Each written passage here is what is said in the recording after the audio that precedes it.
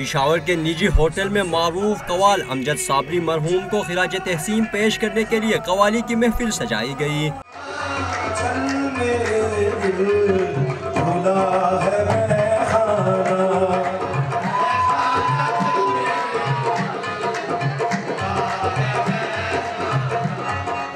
मशहूर कवाल अजीज मियाँ मरहूम के बेटे इमरान मियाँ ने अमजद साबरी के कलाम को इन्हीं के अंदाज में पेश करके शुरका पर सेहर तारी कर दिया।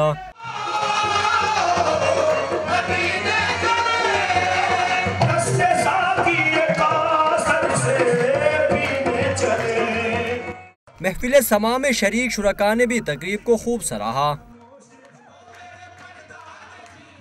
एक सॉफ्ट इमेज है जो कि हम दे रहे हैं मुल्क को भी और पूरी दुनिया को भी कि हम लोग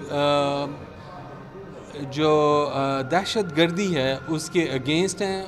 मुंतज़िमीन का कहना था कि अगरचे अमजद साबरी इस दुनिया में नहीं रहे लेकिन इनका फ़न हमेशा जिंदा रहेगा। कैमरामैन मिनहाजुद्दीन के साथ सिराजुद्दीन, डॉन न्यूज़, पिशावर।